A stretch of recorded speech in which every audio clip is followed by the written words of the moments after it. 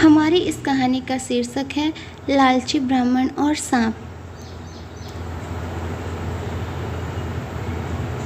बहुत समय पहले की बात है। एक गांव में हरिदत्त नामक एक ब्राह्मण रहता था।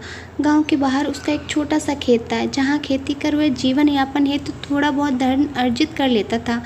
ग्रीष्म ऋतु थी। वह अपने खेत में एक वृक्ष की छाया में लेटा सुस्ता रहा था। अनायास ही उसकी दृष्टि वृक्ष के नीचे बने बिल से बाहर निकले सर्प पर पड़ी। सर्प को देखकर ब्राह्मण के मन में विचार आया कि संभवतः ये सर्प मेरे क्षेत्र देवता हैं, मुझे इनकी पूजा करनी चाहिए। हो सकता है ये मुझे उसका उत्तम प्रतिदान दें। वह तत्काल उठा और गांव जाकर एक मिट्टी के कटोरे में दूध ले आया। उसने वह कटोरा सर्प के बिल के बाहर रखा और बोला, हे सर्प देवता, अब तक मैंने आपकी पूजा अर्चना नहीं की, क्योंकि मुझे आपके विषय में ज्ञात नहीं था। आप मुझे इस दृष्टता के लिए क्षमा करें। अब से मैं प्रतिदिन आपको पूजा करूँगा। मुझ पर कृपा करें और मेरा जीवन समृद्ध करें। फिर वह घर लौट आया।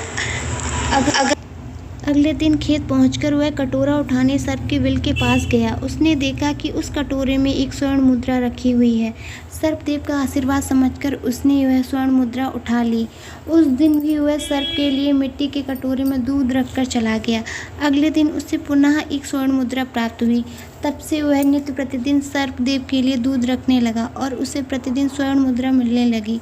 एक बार उसे किसी कार्य से दूसरे गांव जाना पड़ा, इसलिए उसने अपने पुत्र को खेत में वृक्ष के नीचे बने बिल के पास मिट्टी के कटोरे में दूध रखने का कार्य सौंपा।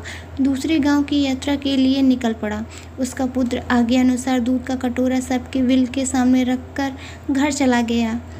अगले दिन जब वह पुनः दूध रखने गया तो कटोरे में स्वर्ण मुद्रा देख चकित रह गया। स्वर्ण मुद्रा देख उसके मन में लोभ आ गया और वह सोचने लगा कि अवश्य इस बिल के भीतर स्वर्ण कलश क्यों ना मैं इस को खोदकर समस्त स्वर्ण मुद्राएं एक साथ प्राप्त कर धनवान हो जाऊं। किंतु उसे सर्प का डर था। सर्प के जीवित रहते स्वर्ण कलश प्राप्त करना असंभव होगा।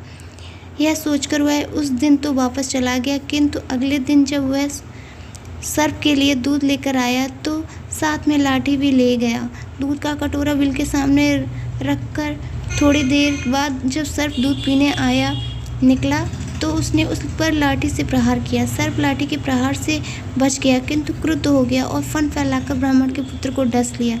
कुछ ही देर में विष के प्रभाव से ब्राह्मण के पुत्र की मृत्यु हो गई। इस तरह लोभ के कारण ब्राह्मण पुत्र को अपने प्राणों से हाथ धोने पड़े। इस कहानी से हमें यह सीख मिलती है कि लोभ का दुष्परिणाम भोगना पड़ता है, इसलिए कभी लोभ ना करें।